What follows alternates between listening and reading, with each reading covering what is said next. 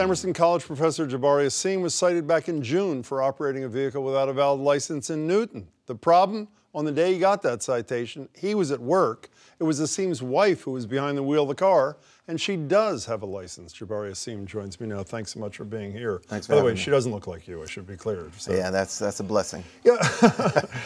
The citation itself is not what upset you so much. It was the reason this officer decided to give the citation that caused you the anger. Is that a fair statement? Well, it was a couple of things. I mean, I went to the police department when I received it 3 days after I was cited and said, look, this was a mistake. I was at work. And the officer was very dismissive.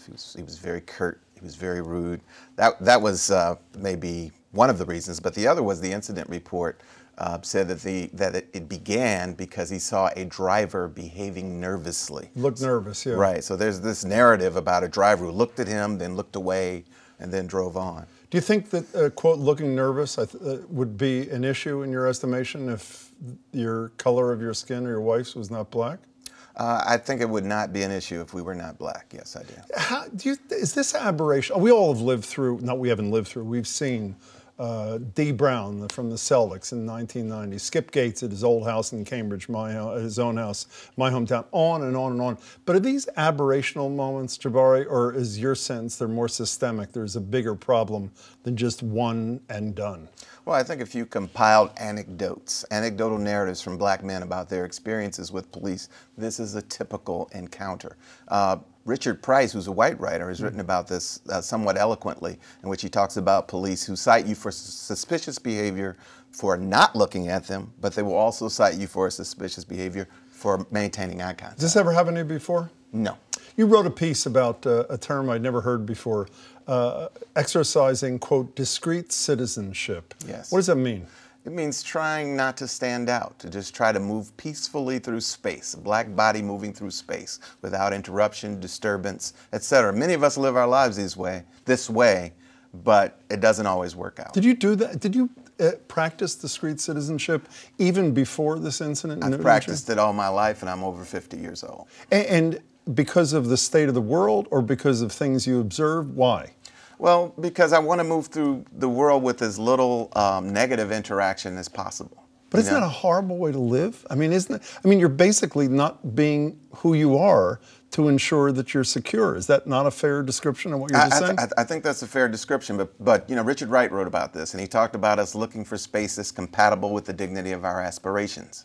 I haven't encountered that space yet. So the spaces that I have to navigate, I want to do them with a minimum of disturbance and distraction. The mayor of New York City, who has a biracial son, was trashed by the police in New York City when, obviously, after the Garner situation, he told his son, you have to be careful. For example, don't reach for your cell phone if there's a cop there. Would you tell something like that to your own kid?